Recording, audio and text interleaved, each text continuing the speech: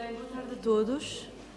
Bem-vindos de novo ao Congresso de Regiões e Autonomias Insulares, Perspectivas Históricas.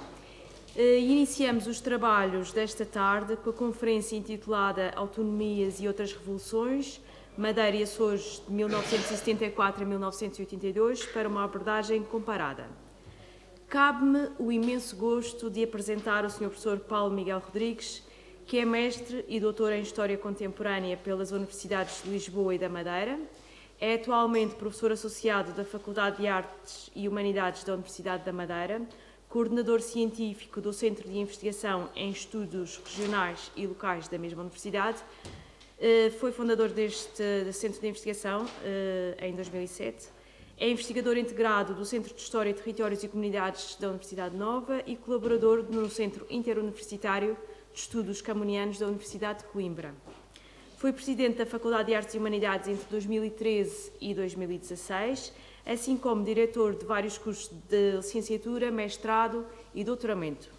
É autor e editor de livros de História e Cultura Contemporâneas, com particular incidência sobre os temas da autonomia e da realidade política e institucional madeirense durante os séculos XIX e XX. Tem publicado dezenas de artigos em revistas académicas e de divulgação, em obras coletivas, em capítulos de livros e atas de congressos nacionais e internacionais, nos quais, para além dos tópicos referidos, também aborda questões que abrangem a inserção do arquipélago da Madeira no quadro das relações internacionais e externas de Portugal e da história da sua diplomacia. Sr. Professor, é um gosto tê-lo connosco. Tenha bondade. Muito obrigado. Moderadora, Susana, para além de colega, é também amiga, não é? Portanto, é sempre um prazer aqui estar. Senhora Dr. Filipe Santos, muito gosto, amigo também, e, naturalmente, os demais funcionários do Centro de Estudos de História do Atlântico e aqueles que hoje me dão o prazer e a honra de aqui estarem para me ouvir.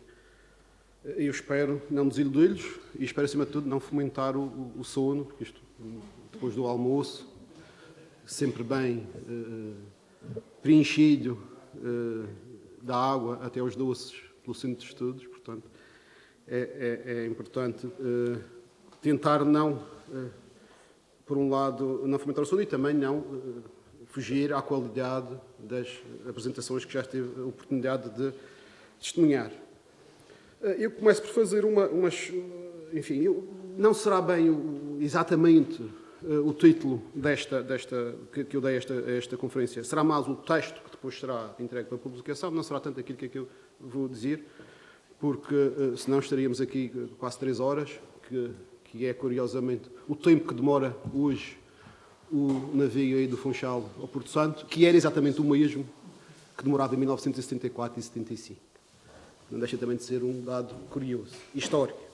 Mas uma espécie de declaração de interesses. Eu sou um autonomista convicto, um historiador comprometido, sei lá por causa disso, mas também livre. E é esta liberdade que me permite não ter medo de investigar, mas tendo sempre presente que a ciência, o conhecimento verdadeiro, ainda mais nas chamadas ciências sociais e humanas e nas humanidades, exigindo da máxima imparcialidade possível e tudo aquilo que ela implica, do afastamento ao método, é também uma visão do seu próprio tempo, do tempo em que é produzida e aceite, no fundo, em diferentes fóruns, inclusivamente pelos seus pares. Este caminho faz, portanto, caminhando, mas sem nunca se poder deixar de ter presente e em consideração que a verdade do nosso tempo, a verdade é sempre relativa, mas isso não nos pode impedir, em momento algum, de investigar, porque também é esse desejo de a procurar e a certeza de nunca a encontrar, é esse desejo que, na verdade, nos faz avançar, construindo o nosso caminho individual e coletivo. E vou tentar alternar a minha apresentação entre o texto que tenho aqui escrito e, enfim, alguns tópicos. Por isso peço, se começar a chegar ao tempo limite, eu começo devagar e depois rapidamente termino. Aquilo que pretendo é apresentar uma perspectiva geral, depois desenvolvida, como há pouco referi, no texto para publicação, e desde logo permite-me destacar o facto que é a publicação. É sempre importante, quando apresentamos, quando nos encontramos nestes encontros, depois saber que o texto em algum momento, em breve, será publicado e que assim poderá atingir outros leitores. Ainda por cima em formato digital. E, portanto, pretende também identificar áreas para investigação e para uma análise futura. Portanto, é também a este respeito uma proposta, porque, na verdade, cada um dos tópicos ou assuntos que aqui apresento pode ser investigado, deve ser investigado de uma forma autónoma. Nesta perspectiva, é também uma proposta de análise e em prol do conhecimento da história contemporânea da Madeira e da sua autonomia, e, naturalmente, também, na medida do possível, mas de uma forma bastante mais reduzida, dos Açores também. Mas tenho consciência que será aqui uma apresentação algo desequilibrada, obviamente incompleta e parcelar, até por se tratar de um projeto, como referi, em desenvolvimento. Um breve enquadramento. As referências temporais são do 25 de Abril à primeira revisão constitucional de 1982, que de uma forma geral significou o estabelecimento do panorama ou da arquitetura constitucional e político-institucional dos poderes e órgãos de soberania que hoje temos. Quase que se pode dizer que aquela revolução que começara em 1974, depois de ultrapassar várias fases, conclui ou encerra em 1982, desde logo tendo em conta o objeto que aqui mais nos interessa, porque é com ela que se confirma a prevista extinção, por vezes esquecido, mas a prevista extinção do Conselho de Revolução, se dá a instituição do Tribunal Constitucional e se definem, estabelecem ou consolidam alguns aspectos de uma nova dinâmica na construção do regime autonómico de que hoje somos herdeiros, mesmo sabendo que depois muito ainda teve que acontecer para chegarmos ao regime constitucional e aos estatutos políticos administrativos que hoje estão em vigor e a respeito dos quais já se exigem, aliás, reformas e atualizações, pelo menos no que ao Estatuto Político Administrativo da Madeira diz respeito. Acaba por ser assim um período curto, inicial, sabemos hoje, mas que foi, como também se sabe, muito intenso, extremamente intenso mesmo, em alguns momentos, algo que muitos daqueles que aqui estão o testemunharam, aliás, eu próprio, quando se dá o 25 de Abril tenho 3 anos, vou fazer 4, em 82 tenho já 12 anos, e portanto um período preenchido tanto por diversos factos, acontecimentos e momentos, datas que se devem considerar como referências fundamentais para a aferição e compreensão dos pulsares insulares, numa espécie de cronologia, construção da autonomia associada à Revolução e ao processo revolucionário em curso.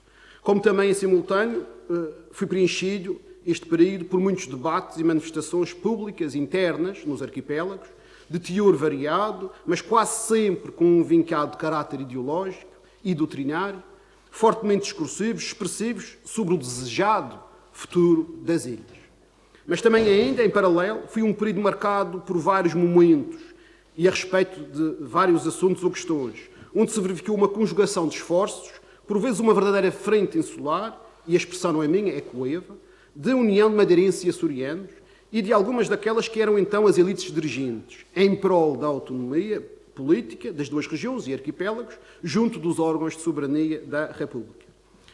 Tendo na base este contexto de interesses comuns, aqui apresentado superficialmente, a respeito da aceitação dos princípios autonomistas, embora se possa ter divergido quanto ao teor, ao conteúdo, ou à substância e até aos caminhos a seguir para definir e para atingir essa autonomia, é tendo presente esse entendimento e aceitação, dizia, que avançamos para aquilo que pretendemos que seja um contributo no sentido de tentar apresentar dados que possamos usar para avançar e desenvolver uma análise no futuro comparada à Madeira açoriana, mas tendo, neste caso, hoje, como pedra de toque e como fio condutor, por razões óbvias, a realidade madeirense. É a partir deste foco sobre a Madeira, portanto, que fique desde já bem claro, pretendemos refletir não só sobre o teor e o sentido dos aspectos comuns, das constantes e linhas de força, e da chamada Revolução Autonómica. Neste sentido, são também as idiosincrasias madeirenses que mais nos interessam e destacamos, porque também serão, na sua larga maioria, madeirenses os casos, as situações e as dinâmicas que aqui iremos identificar. No que diz respeito às fontes nesta fase, que é de investigação em curso e desenvolvimento, posso destacar as fontes primárias, públicas e privadas, existentes em diversos suportes, inclusivamente nos meios de comunicação social, a bibliografia, quer a coeva como a posterior, de estudo e análise historiográfica, as memórias, por exemplo, que são tão importantes quanto perigosas para quem investiga, mas que se revelam sempre uma fonte relevantíssima e a respeito das quais a pena não haver sequer uma grande tradição em Portugal, na Madeira e creio que também nos Açores. A outro nível, mas ainda no quadro destes já longos, se calhar, prolegómenos explicativos, não posso deixar de mencionar que esta intervenção e o texto que dela irá resultar, e o título que lhe dei, também procuram ir ao encontro do espírito que está subjacente, creio eu, a este Congresso. Debater, problematizar, questionar, para assim compreender e conhecer melhor a autonomia, ou as nossas autonomias, procurando contribuir em simultâneo para a sua projeção, para além da sua necessária afirmação, desenvolvendo em simultâneo uma ação pedagógica na sua divulgação. Ora, a este respeito, não posso deixar de afirmar, e eventualmente lamentar, que continua a ser gritante e, se calhar, assustador, o desconhecimento que ainda persiste cá dentro da região autónoma da Madeira sobre este período. Para nem sequer convocar a, muitas vezes, permita uma expressão, espalhafatosa e quase sempre atrevida ignorância que existe lá fora, entenda-se, no espaço continental. E isto para além do constante desinteresse, subalternização, secundarização e até menorização da conquista das autonomias político-administrativas no quadro dos acontecimentos da Revolução Portuguesa iniciada em 1974. E dou apenas 3 exemplos.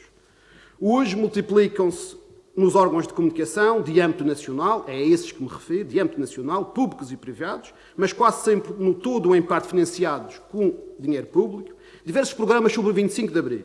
A sua evocação, a sua comemoração, falamos sobre a Revolução, ouvimos falar sobre a Revolução e muito daquilo que dela resultou e se seguiu. Debates, entrevistas, evocações, etc, etc. Depois registados e guardados em podcasts em diversas plataformas. E ainda não encontrei a nível nacional, estou a referir-me às emissoras, portanto, de âmbito nacional, que se refira e destaque as autonomias e os seus intervenientes. Um segundo exemplo. O mesmo sucede a respeito da diversa bibliografia comemorativa ou evocativa do 25 de Abril, sobre a Revolução, que tem sido publicada, patrocinada nos últimos anos, e acreditem que o meu levantamento já tem um número considerável de registros, onde se destacam feitos, personalidades, publicam-se testemunhos, nenhum, até hoje, que eu tenha encontrado a nível nacional, que considere as regiões autónomas.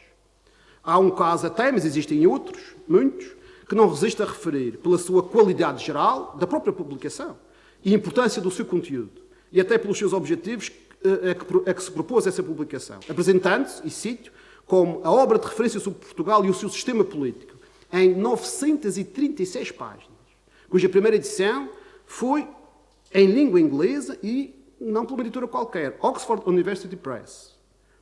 Tem esse livro, o título em português, O Essencial sobre a Política Portuguesa, e foi publicado em 2023. Ora, não tem qualquer referência, não tem uma só palavra, o essencial sobre a política portuguesa. Não tem uma só palavra sobre a evolução do sistema político vigente nos arquipélagos. Não dá qualquer importância às autonomias. E já nem digo sequer ao conceito das ilhas adjacentes, que prevaleceu entre 1822 e 1976. Não reserva sequer uma linha para a instituição do regime autonómico. E intitula-se O Essencial sobre a Política Portuguesa e tem 936 páginas. O terceiro e último exemplo remete-nos para a rádio, para uma intervenção radiofónica realizada há um par de anos, sensivelmente, por um conhecido constitucionalista português, convidado nessa qualidade para uma série de programas a respeito daquilo que se devia considerar de essencial, daquilo que se devia destacar, também pelo seu caráter inovador, diferenciador, nas constituições portuguesas. E foram 6. Numa produção dirigida em especial aos estudantes do ensino secundário a nível nacional. Ora, esse eminente constitucionalista não considerou essencial, não considerou importante, nem sequer dedicou alguma relevância em referir o conceito de ilhas adjacentes. Esteve plasmado nas Constituições e existiu de iure entre 22 e 76, ou 33, que está em vigor até 74. E nem sequer considerou de interesse fazer referência ao novo regime e estatuto da autonomia político-administrativa definido pela primeira vez na Constituição da República de 1976. Chama-se esse constitucionalista, já uma vez me perguntaram se era Vital Moreira, eu disse não, chama-se Marcelo Rebelo de Sousa. E já então era Presidente da República. Suponho que perceber porque é que tudo isto, este esquecimento, para não chamar, porque em alguns momentos até parece, branqueamento da história, deduzindo, portanto, que não será só ignorância, porque é que tais coisas ainda se verificam e persistem, e ao mesmo tempo arranjar estratégias e planos para combatê-lo e ultrapassá-lo, seria um exercício que talvez desse para outro congresso. Mas aquilo que aqui se faz e a publicação que daqui irá resultar, pelo menos é um passo nesse sentido. E note-se que até posso adiantar que considero que tal não se deve a um fator determinante, mais ou menos obscuro, mas sim à correlação de diversos e vários fatores que a tais realidades de ausência e branqueamento conduzem. E até digo que alguns deles estão bem cá dentro deste arquipélago. Permitam-me, por isso, que diga, parafraseando Medeiros Ferreira, como há pouco fez, a importância, a relevância, o significado da Revolução Autonómica, uma revolução dentro da Revolução, continua a ser em muito ignorada e esquecida a nível nacional. E não me refiro apenas ao senso comum, mas também no seio da própria Academia.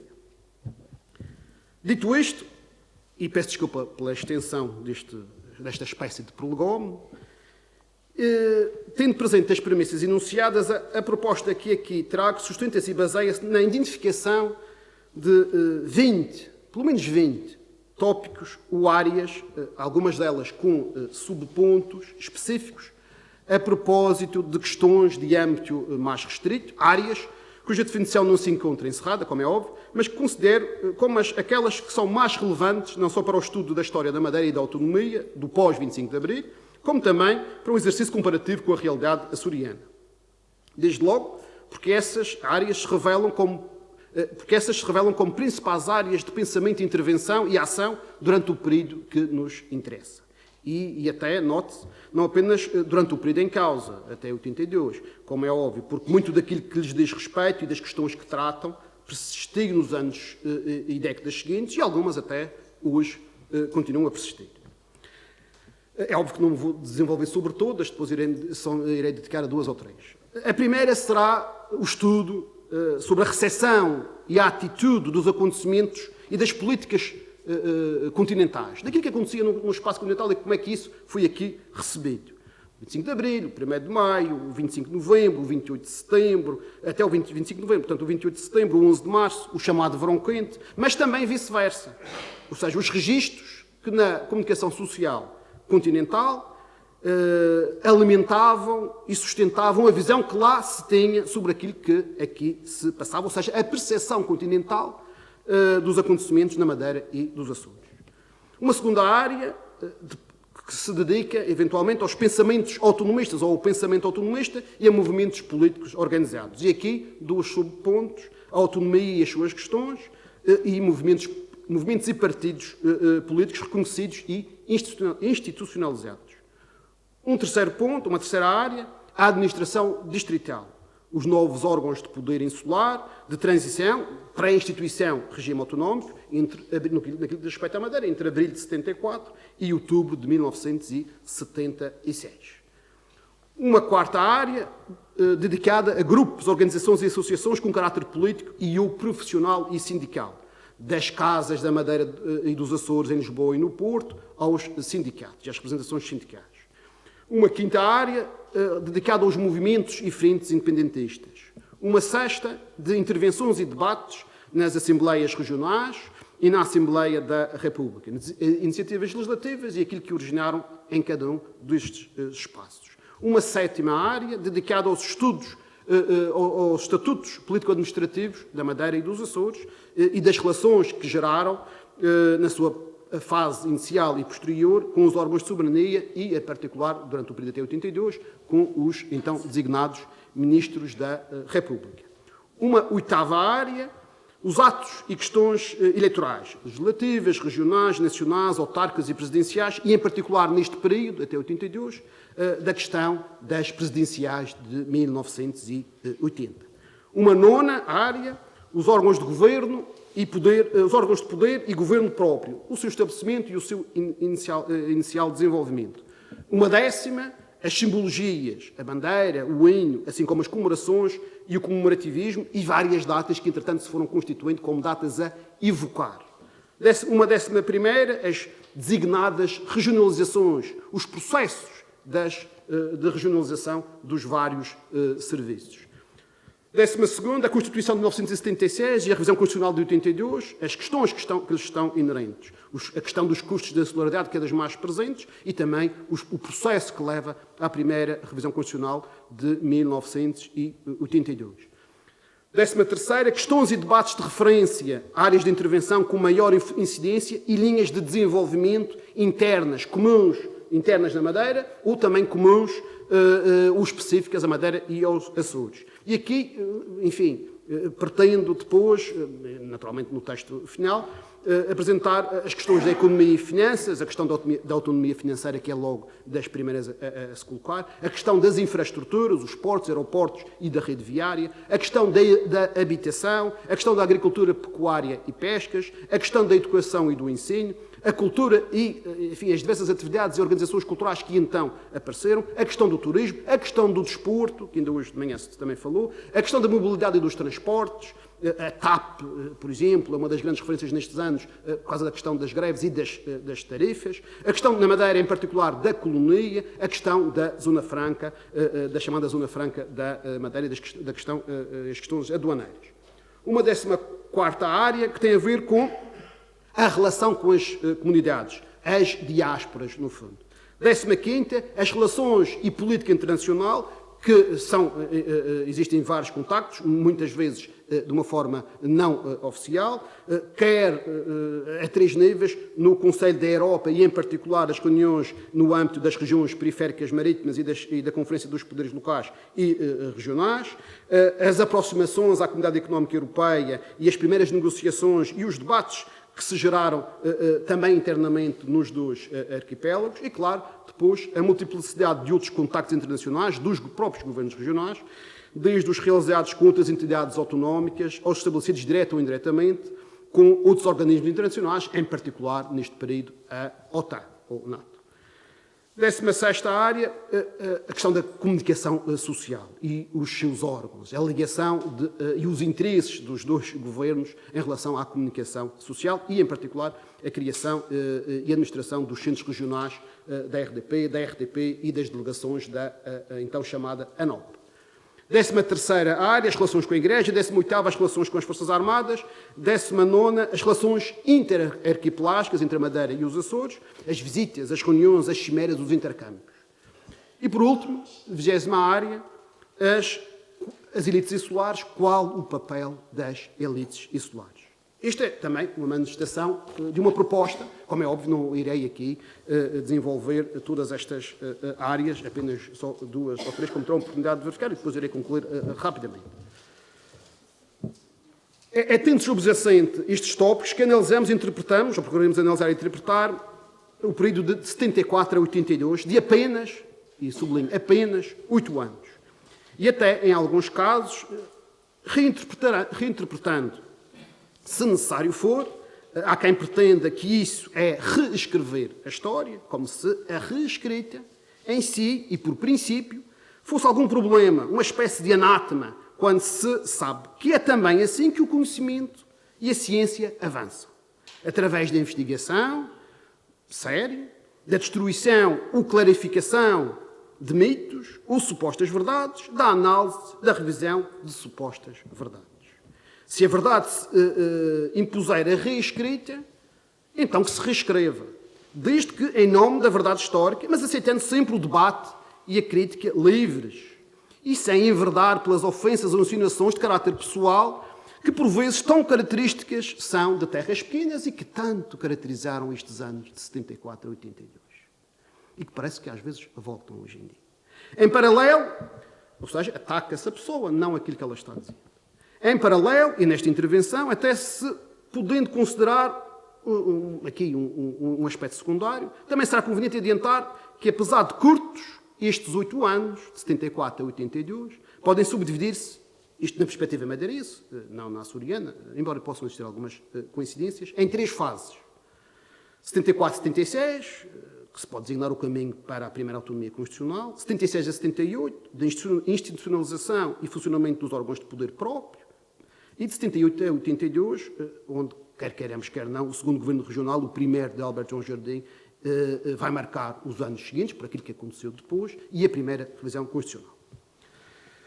O primeiro ponto tem a ver com, e é um dos que irei desenvolver, a recepção e a atitude dos acontecimentos e das políticas continentais. do 25 de Abril ao 1º de Maio, embora eu depois na versão escrita também eu desenvolvo até o 25 de Novembro, passando pelo 28 de Setembro, como há pouco referi, 11 de Março e pelo chamado Verão Quente. A pergunta, que neste caso é também uma questão, é simples. Quando é que aconteceu o 25 de Abril na Madeira?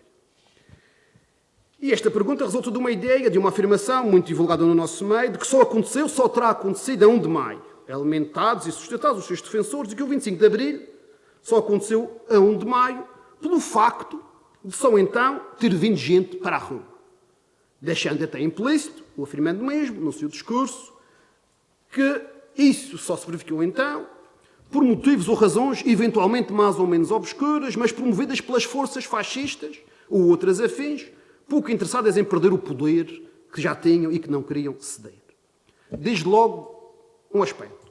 O 1º de Maio foi, sem qualquer dúvida, a primeira grande manifestação popular na Madeira. Disso ninguém duvida. É um facto histórico inegável. Mas afirmar que a Madeira só aderiu ao 25 de Abril, que o 25 de Abril só chegou à Madeira a 1 de Maio, e por pressão popular, é pretender, se calhar, desvirtuar ou enviesar a verdade histórica. Porque então, se seguirmos esta lógica, ou essa ideia, poderá também, por vezes, ser um preconceito, o 1º de Maio terá sido a data em que o 25 de Abril chegou ou começou a fazer-se sentir em todo o país.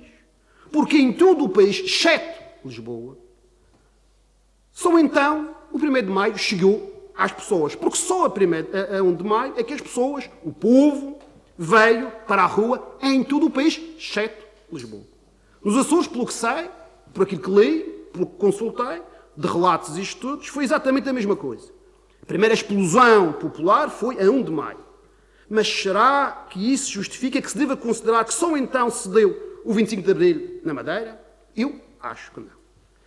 Claro, é evidente que se pode compreender o interesse e a propensão de alguns, que depois se vão repetindo, para colocar a tónica naquela que foi a primeira grande manifestação popular. Não só pela sua dimensão,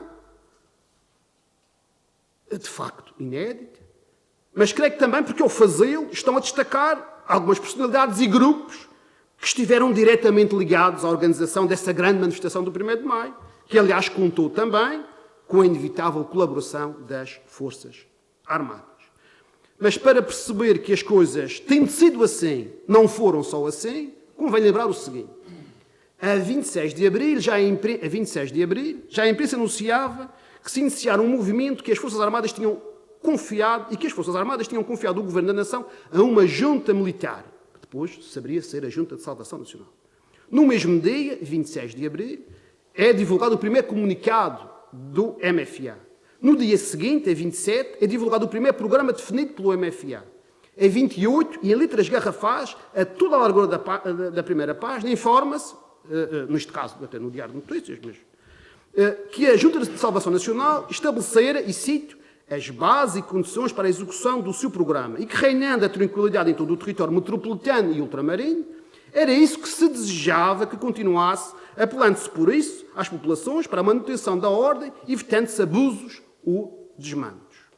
Nesse mesmo dia, 28, em virtude de terem cessado as funções de todos os governadores civis no continente e os governadores dos distritos autónomos da Madeira e dos Açores, assumia a efetividade do seu cargo o Dr. João de Gouveia, então governador substituto do distrito do Funchal. E ainda neste mesmo dia, a 28 de abril, é publicado o primeiro comunicado do Gabinete de Informação da Madeira, assinado a 27, na véspera, pelo então Major Faria Leal, militar, que, como se sabe, tinha relações com o MFA.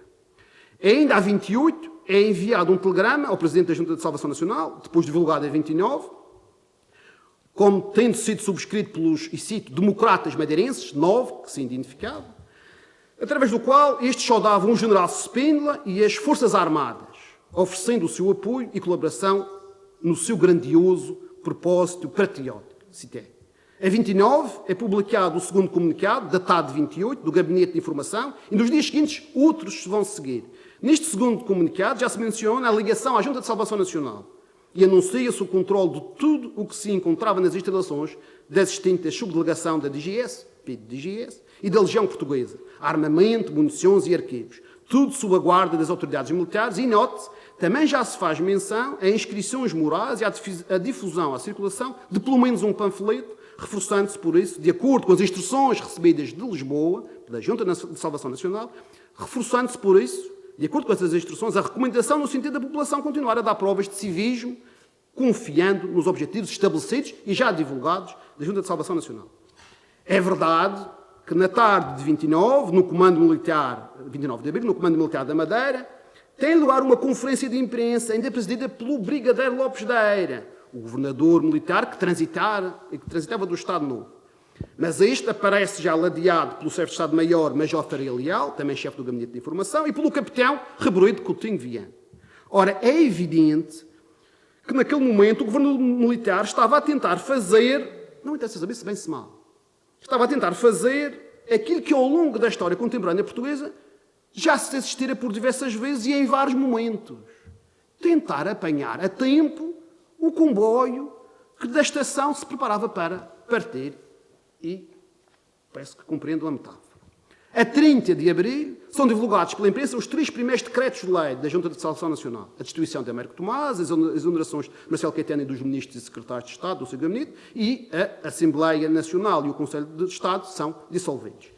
A 30, toda a imprensa madeirense anuncia de forma imponente o 1º de maio como feriado nacional obrigatório por decreto da Junta de Salvação Nacional. Será que isto não é suficiente para afirmar que o 25 de abril aconteceu na Madeira antes do 1º de maio? Que chegou à Madeira como chegou ao resto do país, exceto a Lisboa?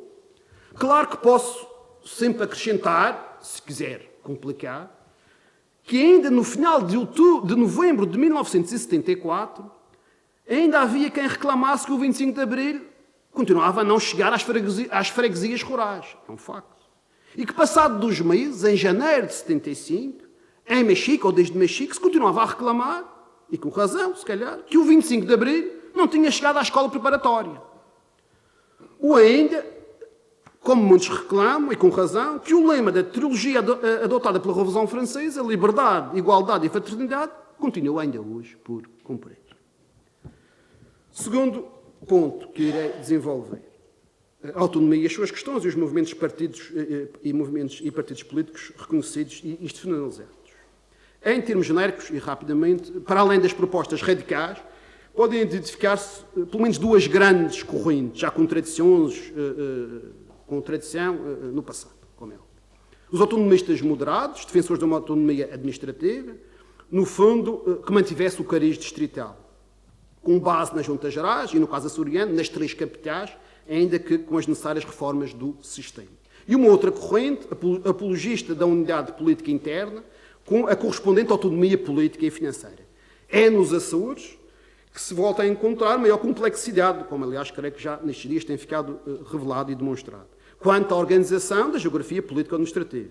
Na Madeira, por razões óbvias, estas variáveis eram muito mais simples, pois só se debate a questão do conceito e as vias a seguir, uma vez que a unidade territorial era um dado adquirido, e note-se que não digo que se bem se mal, mas que era um dado adquirido. Ainda hoje me faz impressão porque é que o Porto Santo não tem, por inerência de razões geográficas, um deputado obrigatório na Assembleia Legislativa Regional.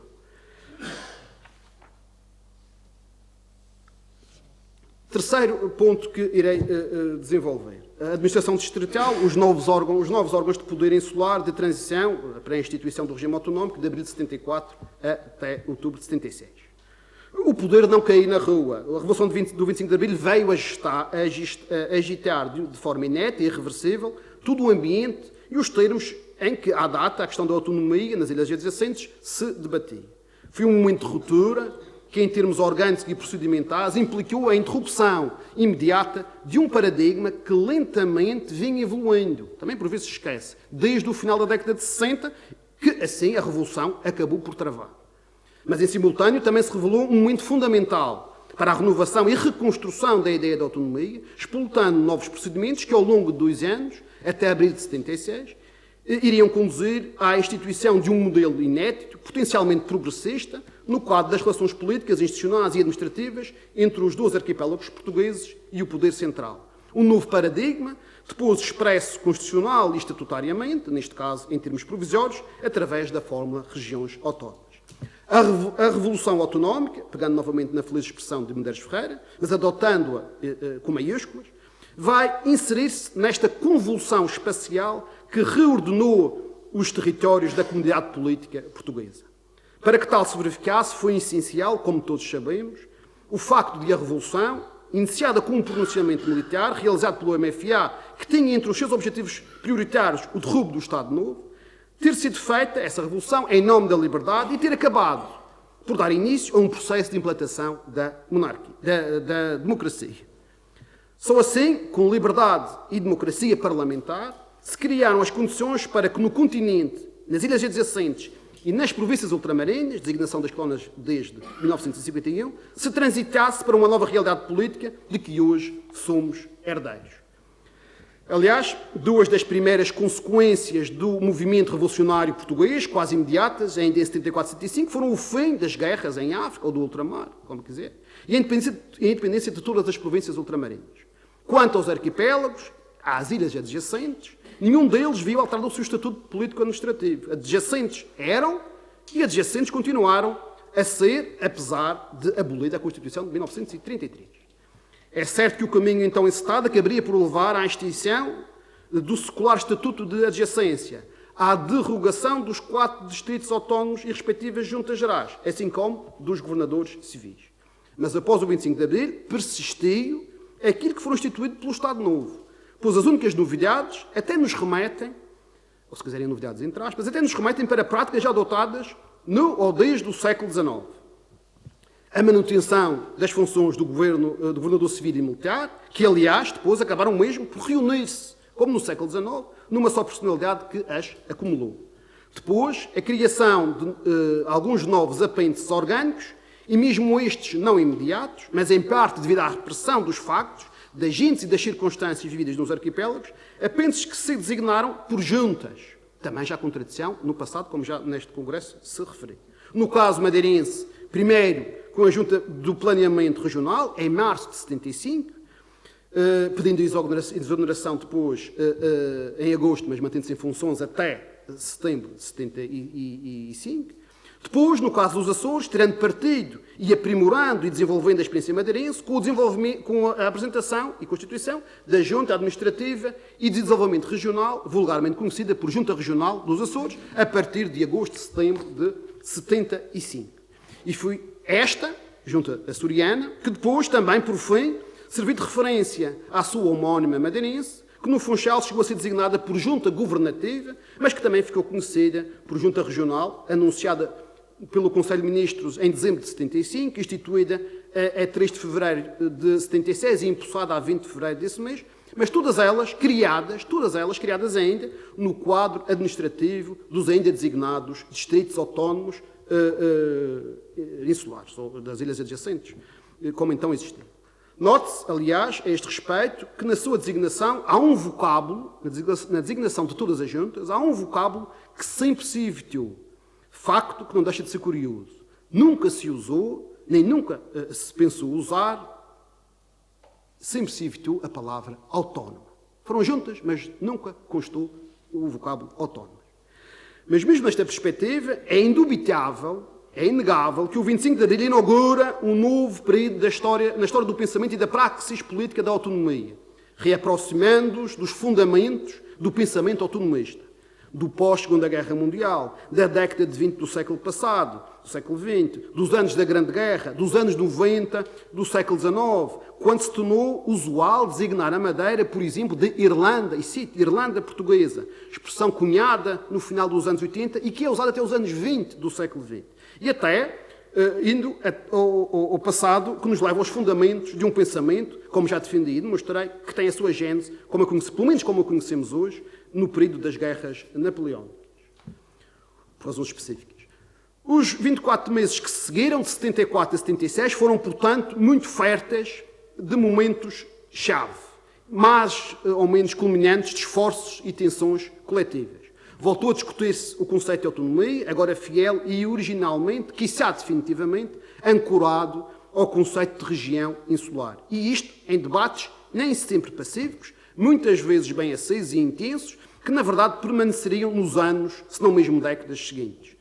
Mas também não quero demais repetir, nada disto foi imediato, e muito menos pacífico. E a este respeito, permita-me discordar, Sr. Professor Avelino de Freitas Menezes, o que depois se alcançou, o que mais tarde ficou definido, mesmo sabendo que ainda assim ficou aquém do pretendido pelos autonomistas coevos, não foi uma dádiva, foi, na minha perspectiva, uma conquista.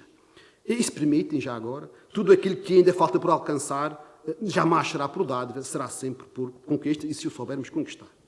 A 2 de maio de 1974, chegou Carlos de Azeredo para a sua primeira comissão de serviço e dá a sua primeira conferência a 4 de maio, na qualidade de comandante militar da Madeira e encarregado do governo e também de delegado da Junta de Salvação Nacional. O novo bispo, Dom Francisco Santana, que já se encontrava nomeado antes do 25 de abril, chega a 9 e é recebido pelo comandante militar no aeroporto. A 23 de maio, Fernando Rebelo, conhecido advogado, é apontado como provável governador do Funchal e do distrito do Funchal, função para a qual é efetivamente nomeado no início de agosto de 1974, tomando posse a 13 de agosto. É na sequência desta nomeação que Azeredo regressa a Lisboa a 8 de agosto, para todos os efeitos, fica o governo civil do distrito entregue ao Dr. Spencer Salomão e ao comando militar ao Major-Chefe de Estado-Maior, Faria Leal. Mas Azeredo regressa na primeira semana de dezembro de 74 para uma segunda comissão de serviço, novamente para ocupar o cargo de governador militar, mantendo-se o Major Faria Leal, que está nisto desde o princípio, como chefe de Estado-Maior. Azeredo chega como tenente-coronel, depois é logo promovido em janeiro, definitivamente, a brigadeiro. E regressa porque depois do 28 de setembro as coisas tinham voltado a agitar-se. Veja-se o caso do Ilhatapol e da empresa Sindidusta, por exemplo, a ocupação do Seminário Menor, o comunicado da designada Frente Unida da Rádio Madeirense, através do qual um grupo de produtores, realizadores e locutores, entre outros, afirmou que a rádio era, então, hoje, nas palavras deles, na nossa ilha, uma força reacionária e que, portanto, tinha que ser saneada.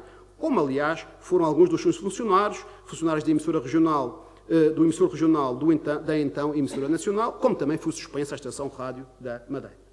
Apesar de declarar que vinha com a tarefa primordial de reestruturar o comando militar, na verdade não foi preciso muito para perceber que as suas funções de Azeredo iriam muito para além disso, começando logo a promover, no Palácio de São Lourenço, várias reuniões em conjunto ou individuais com dirigentes partidários, movimentos políticos e representantes de órgãos de informação para, cito, troca de impressões sobre alguns problemas de ordem interna e respeitantes às entidades presentes. É a partir deste contexto que depois vai continuar na ilha, Carlos de Azeredo, e integrar as juntas a que já aludei, constituídas em 75 e 76. E já agora, será numa fase de transição entre juntas e de agudização do confronto político, mas não apenas político, porque também foi físico e causou danos materiais, mas isso não aconteceu só na Madeira, aconteceu em todo o país, como se sabe. É nessa fase de transição entre juntas, dizia, que se dão os acontecimentos, a famosa manifestação, a que ontem, por exemplo, o Fernando Pimenta aludiu em setembro de 75.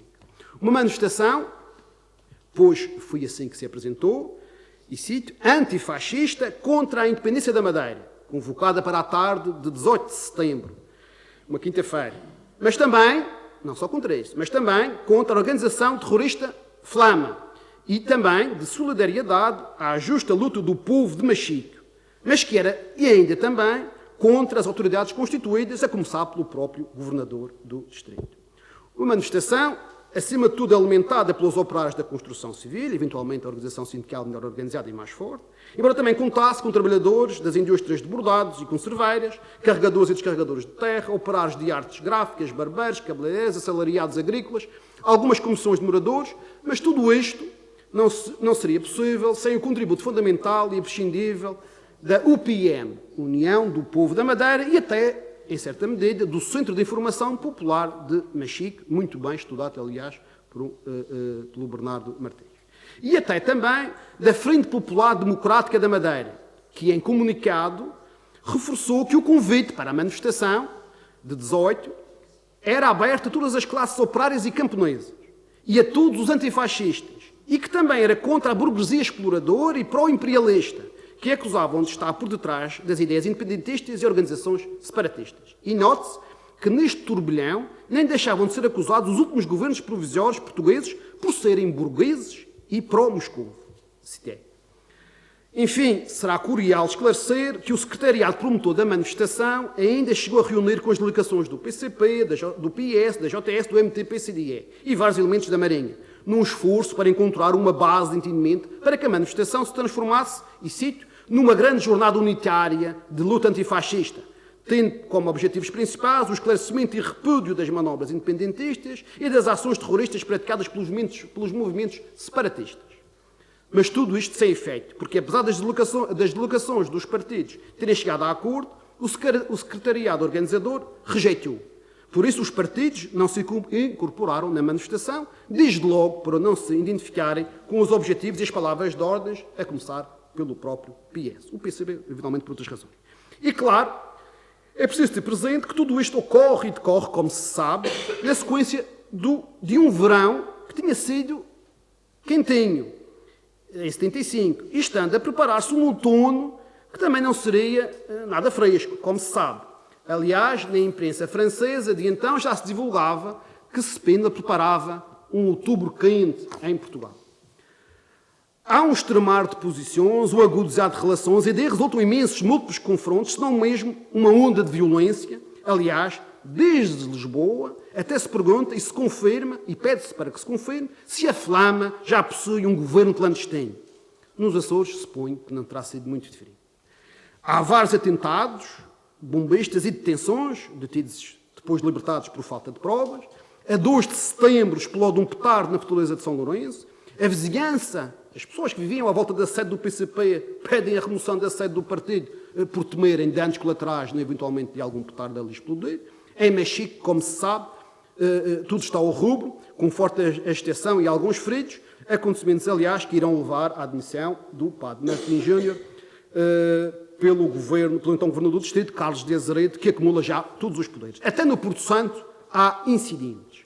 Aliás, no final de setembro haverá uma outra manifestação, agora mais limitada nos objetivos, realizada pelos operários da construção civil, na sequência de uma agressão, ou da agressão que fora vítima o presidente do sindicato, exigindo-se então, à porta do Palácio de São Lourenço, que se fizesse justiça popular, sítio, sendo que o governador, Carlos Azeredo, foi ainda recebido por uma delegação. E convém também não esquecer que, por esta altura, a 19 de março de 75, uma edição extra do Expresso, em Lisboa, anunciava que sobre a Madeira e os Açores pairava o risco de secessão. Um título deduzido de uma edição onde um dos focos estava exatamente na análise da situação política e militar das ilhas e a partir de um artigo assinado por Vicente Jorge Silva. Veja-se, por exemplo, para que se perceba a dimensão e a extensão, o Bernardo Martins, e bem, na sua tese de doutoramento de 2022, identifica 20 movimentos, só em 74 e 75, 20 movimentos e partidos políticos. O Movimento Democrático da Madeira, eventualmente o primeiro, União do Povo da Madeira, Frente Popular Democrática da Madeira, Centro de Informação Popular de Mexico, Frente Centrista da Madeira, Movimento Democrático de Mulheres Portuguesas, Movimento Social Independente da Madeira, Partido Agrário, Grupo de Ação Antifascista, Partido Popular Democrático, Partido Socialista, Partido Comunista Português, Movimento Democrático Português, Comissão Democrática Eleitoral, o MDP-CDE, Centro Democrático Social, Frente Eleitoral de Comunistas, Marxistas-Leninistas, Liga da Unidade e Ação Revolucionária, Movimento Reorganizativo do Partido do Proletariado, o MRPP, Movimento de Autonomia das Ilhas Atlânticas, Partido Mutualista Democrático, Movimento de Trabalhadores Rurais e Marítimos. E depois ainda apareceria, mais tarde, a união do Centro da Democracia Cristã, a junção do PDC com o CDS, e até antes, a União Democrática do Atlântico, Partido Democrático do Atlântico, mas que são posteriores já ao período de 74 e 75. Quarto aspecto. Quarta área, grupos, organizações e associações com caráter político ou profissional sindical. Eu aqui farei apenas uma breve referência à Casa da Madeira de Lisboa, que por eventualmente equívoco das Forças Armadas foi ocupada no final de junho de 74, por engano, foi a justificação, teria sido ocupada por engano, mas que depois se vai sem dúvida revelar como um centro, um pulsar de, como eles referiam através da própria imprensa em Lisboa, ainda em 74, no último trimestre de 74, a Casa da Madeira que se levantava contra a independência proposta por fascistas. E o contacto começa a ser até regular, as iniciativas que lá decorrem chegam cá rapidamente. Em fevereiro de 75, por exemplo, a respeito da Casa da Madeira em Lisboa, verifica-se e projeta-se a necessidade de uma alteração radical das estruturas económicas no encontro da Madeira e dos Açores, como conclusão, como grande conclusão, esta necessidade de alteração radical das estruturas económicas da Madeira e dos Açores, como grande conclusão de um conjunto de conferências realizadas na Casa da Madeira. E a ideia dessas conferências era, exatamente, e todas as informações chegavam cá, divulgar a situação económica e social do povo madeirense e açoriano e denunciar as manobras reacionárias de algumas forças políticas que nas ilhas tentam impedir a influência e o avanço do processo de democratização instaurado em 25 de abril. Foram os objetivos que precederam à realização de 3 conferências na sede da Casa da Madeira em Lisboa, promovidas pela Associação de Estudantes das Ilhas e que então tinham encerrado. Foram 3 conferências, eu apenas referirei os seus temas, porque mostra também como se vivia e como é que uma organização fora da ilha também podia influenciar uma organização que depois, como facilmente se deduz, acabaria por, de alguma forma, ser também silenciada. A primeira conferência foram conferencistas Walter Furtado e Hamilton Costa, falaram sobre a estrutura socioeconómica dos Açores, destacando, por exemplo, que em São Miguel a quase totalidade dos terrenos cultiváveis, afirmavam, pertenciam a 40 famílias e que era, portanto, necessário, preciso, alterar este regime latifundiário. Assim também, como alertaram para as ações do separatista MAPA, Movimento de Autonomização do Povo Açoriano, que aqui já se falou. Isto até me levanta uma questão que poderá também estar subjacente ao movimento que se vai levantar depois nos Açores, a 6 de junho, por parte dos lavradores. Segundo a conferência de Vicente Jorge Silva, que, pelos relatos à época, apresentou uma vasta e pormenorizada informação sobre a influência política das ilhas, assinalando a influência que o imperialismo americano tem já em ambas, e poderá vir a ter amanhã na vida dos 2 arquipélagos, alertando também o conferencista para os perigos do imperialismo e do capitalismo insular, apontando também para as bases americanas e, em particular, no caso da Madeira, para as tomadas de posição já públicas do MDE, Movimento Democrático da Madeira, e para as atividades do MAPA nos Açores. A terceira conferência foi consagrada à análise das estruturas económicas da Madeira pelo economista João Abel de Freitas, o qual, entre outras coisas, defendeu que para o desenvolvimento da agricultura e do abastecimento nas ilhas atlânticas, só a nacionalização do comércio poderia assegurar um harmonioso jogo do mercado. O quinto campo tem a ver com as frentes independentistas. No caso da Madeira, como se sabe, a Flama é a mais relevante, o equivalente, eventualmente, em certa medida, só ao MAPA e à FLA dos Açores. A Flama possuía um diretor político, enfim, com 12 elementos, que fez publicar vários comunicados, tinha um braço armado, as Brigadas Revolucionárias, e realizou atentados com engenhos explosivos e petardos entre agosto de 75 e agosto de 78. No que diz respeito aos estatutos político-administrativos, eu também não vou desenvolver, mas é uma questão que tenho, uma dúvida que tenho, porque já ouvi referido em vários... não vou desenvolver aqui, mas depois no texto escrito, claro, como é óbvio. É aquilo que eu chamo a questão Almeida Santos, que, pelo menos em dois textos, nas suas quase memórias publicadas em 2006 e no prefácio do livro Evolução, Continuidade, Reflexões sobre o Sistema Autonómico da Madeira, do antigo ministro e também representante, curiosamente, da República da Madeira, Monteiro de Inês, de 2012, alega que foi ele, Almeida Santos, o autor, em poucas horas, em quase 2 ou 3 dias, dos estatutos políticos da Madeira. Ora, para aquilo que nós aqui já testemunhamos e para aquilo que sabemos, isso não pode, de forma alguma, corresponder à verdade.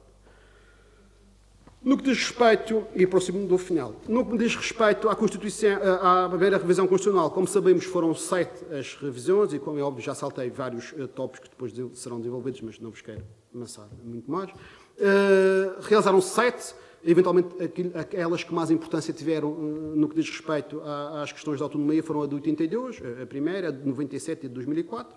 Eu apenas vou dizer 2 ou 3 coisas a respeito de 1982, que foi feita sem a participação institucional dos parlamentos das regiões autónomas, mas sem dúvida que reforçou a sua capacidade legislativa. Atribui poder tributário próprio, reforçou os poderes, ou alguns poderes, e aumentou algumas das competências, por exemplo, criar ou extinguir autarquias, participar nas políticas relativas às águas territoriais e afins, embora esta seja uma questão que ainda hoje em dia continua a ser motivo de contencioso. O Ministro da República, após 82, deixou de ter assento no Conselho de Ministros. Os presidentes dos governos regionais passaram a integrar o Conselho de Estado. Eliminou-se a possibilidade de suspensão dos órgãos de governo próprio, embora se tivesse mantido a possibilidade da sua dissolução. Extinguiu-se a Comissão Consultiva.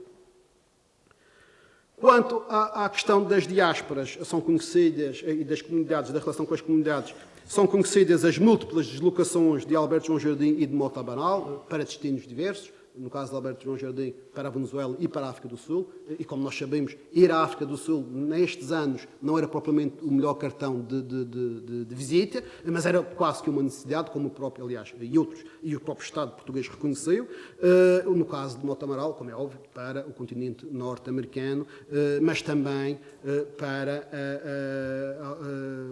uma experiência interessante de visita à Inglaterra e aos casos específicos das autonomias das Ilhas Britânicas. Quase a acabar, no que diz respeito àquilo que será o 15º ponto de análise, as relações e política internacional, sem dúvida que a este respeito, 3 subpontos, as questões associadas ao Conselho da Europa. Eu, infelizmente, hoje não pude ouvir a Isabel, mas deduzo, até porque conheço da sua obra, que terá abordado estas questões. As ligações ao Conselho da Europa, em particular as reuniões no âmbito das regiões periféricas marítimas e da Conferência de Poderes Locais e Regionais, onde Mota Amaral foi um elemento fundamental e essencial, como nós sabemos, até puxando para si, eventualmente, as referências madeirenses. Naturalmente também neste quadro as aproximações à Comunidade Económica Europeia e as primeiras negociações e debates que se geraram também internamente nos 2 arquipélagos, a constituição de comissões de trabalho, claro que depois muito disto foi partir pedra, mas que teve pouca utilidade junto do Poder Central, e naturalmente a multiplicidade de outros contactos internacionais dos governos regionais, desde os realizados com as entidades autonómicas aos estabelecidos direta ou indiretamente com os organismos internacionais, como a OTAN, no caso da Madeira, a obra que deu também muito brado na altura, da criação de uma base no Porto Santo, mas que serviu pelo menos para as obras do aeroporto. Em termos de conclusão, saltando... Não esqueci quanto tempo é que tenho. Portugal, entre 74 e 75, como também já aqui foi dito, parafraseando ou citando a Salgado Zenha, foi uma espécie de manicômio em autogestão. Entre janeiro de 77 e janeiro de 1980, o escudo desvalorizou-se mais de 84%, dados do Banco de Portugal. Em 79, os preços subiram 24%. E foi neste quadro que muitas das coisas aconteceram. 3 pontos em jeito de comparação entre as duas realidades. Um modelo de liderança, a partir de 78, tende a divergir. Mota Amaral, muito participativo desde o início, aliás, como se sabe, já vinha com a embalagem da chamada ala liberal da Assembleia Nacional. Mas, por exemplo, em 1980, Alberto João Jardim afirmava, e cito, não sacrifica Madeira ao PSD, mas posso sacrificar o PSD para defender a Madeira. Diria Mota Amaral algo semelhante, e refiro-os aqui apenas porque eram os dois naquela altura, podiam ser outros. Eram ambos, à data, os líderes dos respectivos governos regionais. Aliás, a este respeito, convém lembrar aquilo que por esta altura, em maio de 1981, em entrevista ao Comércio dos Açores, quer que foi isto, na sequência da morte de Sá Carneiro, Márcio Soares afirmava, eventualmente, não só por estas razões, por outras, a respeito de Mota Amaral, considerando um líder nacional do PSD. Segundo aspecto, claro, de comparação, claro que as três dimensões ou frentes internas açorianas, a Horta, Faial, Ponta Delgada, São Miguel e Angra do Heroísmo, Ilha Terceira, funcionaram como elementos profundamente diferenciadores em relação à realidade madeirense e, creio eu, indubitavelmente, não só dificultaram o entendimento interno entre os açorianos, como também, por essa via, nem sempre facilitaram e tornaram acessível e rápido a ligação com a Madeira. Depois, um terceiro aspecto que será também interessante desenvolver em investigações futuras, aquilo que se pode considerar o peso de uma espécie de segundas linhas. Muito competentes, ou talvez mais competentes num caso do que no outro, mais competentes eventualmente no caso açoriano do que no caso madeirense, competentes tecnicamente, intelectualmente, o que quiser. Não há que ter rodeios a esse respeito. Embora, no caso que vou dar o exemplo, até sejam de duas, na minha ótica, das principais segundas figuras, em termos de pensamento político de autonomia, que depois seguem vias diversas. Os, então, e não me atrapalho de repetir, muito competentes presidentes das chamadas Assembleias Regionais. Hoje, se calhar mais devidamente, chamadas Assembleias Legislativas. Emanuel Rodrigues, no caso da Madeira, e Álvaro Mujardinho, no caso dos Açores. E aqui está a diferença. Enquanto que Álvaro Mujardinho se manteve sempre próximo, ou relativamente próximo, apoiante, pensador na linha de Mota Amaral, como nós sabemos, ainda a partir dos anos 80, há uma grande divergência na Madeira entre Alberto João Jardim e Emanuel Rodrigues, que acaba, de certa forma, por ficar excomungado dentro do seu próprio partido. Enfim, lá está. Se calhar sai daqui com mais dúvidas do que certezas, mas agradeço a vossa atenção e peço desculpa se ultrapassei o tempo. Muito obrigado.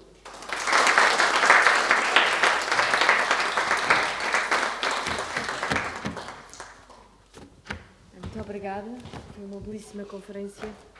E fica então aberto o debate.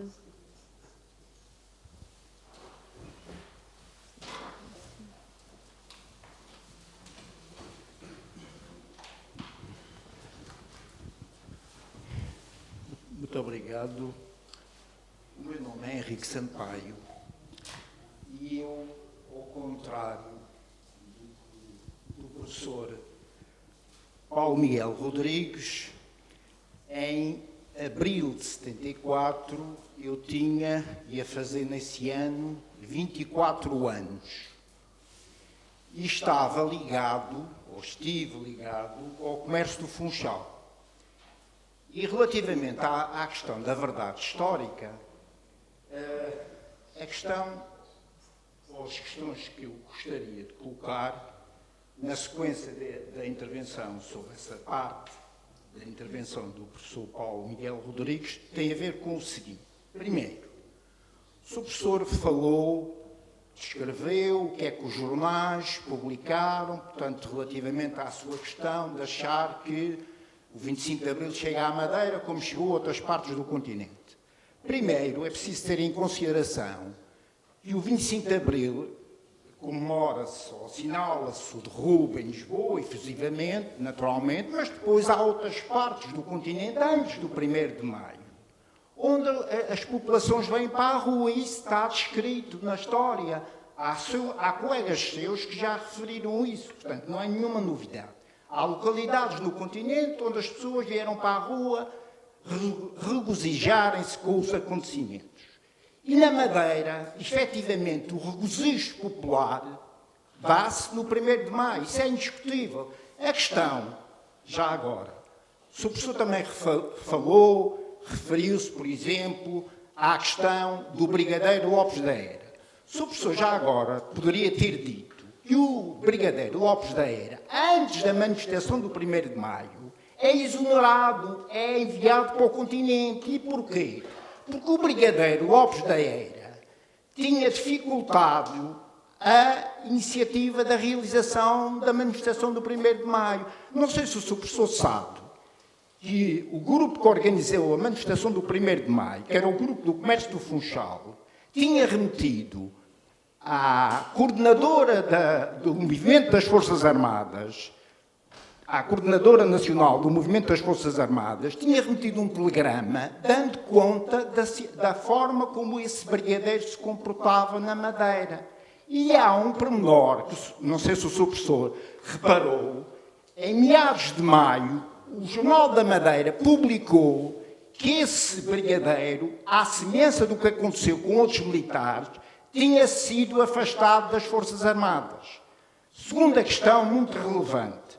Não sei se o Sr. Professor tem memória do que deve ter consultado para o efeito, do comportamento do responsável da então Emissora Nacional da Madeira, que tinha um nome muito sui generis. Era o Intendente Vermelho Corral. Esse senhor, o Jornal da Madeira também, meados de maio, publicou que esse senhor tinha sido afastado porque nos dias 26, 27, 28, 29, 30, tinha impedido a difusão da emissão nacional, da emissora nacional. Portanto, o ambiente era este, Sr. Professor. Portanto, a questão, por outro lado, em relação, já agora que falou também dos jornais, da forma como os jornais da Madeira se posicionaram, não sei se o Sr. Professor comparou a forma como os jornais nacionais, através de editoriais, por exemplo, mas não só, se regozijaram com os acontecimentos do governo do professor Marcelo Caetano. Aqui na Madeira, no dia 1 de maio, o Jornal da Madeira, que existia, hoje em dia já não existe, enquanto jornal em papel, foi devolvido à Diocese depois dos tenebrosos episódios que se sucederam ao longo dos anos, mas esse jornal, no dia 1 de maio, era o dia do seu aniversário. Nesse dia 1 de maio de 74, o editorial, entre outra terminologia, dizia expressamente que o lema do Jornal da Madeira continuava a ser a defesa de Deus, pátria e a terra onde nascemos. Portanto, só faltou a questão Deus, pátria e família. A única alteração foi essa. De resto, a linguagem era a mesma. E, portanto, eu julgo que convém sermos um pouco mais rigorosos, não é? Porque, enfim, quer dizer, isto não são, eu não estive aqui a inventar nada. O que eu acabei de dizer está, é possível consultar.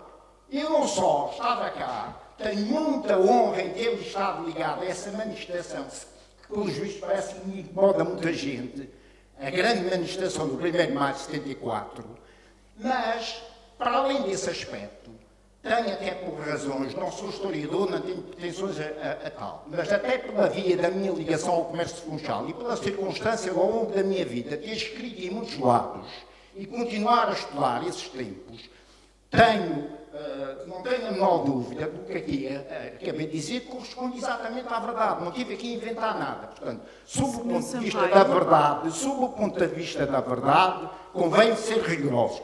Finalmente, só um pequeno aspecto que talvez convenha dizer, em relação, termino já, em relação à questão das movimentações independentistas.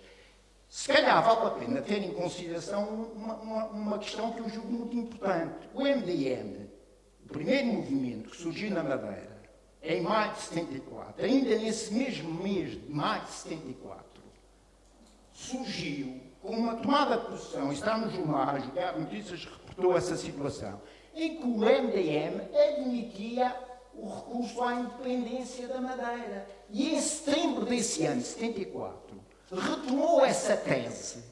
E aí é que gerou um grande pandemónio, com reações dos diferentes partidos já constituídos na Madeira, PS, PCP, etc.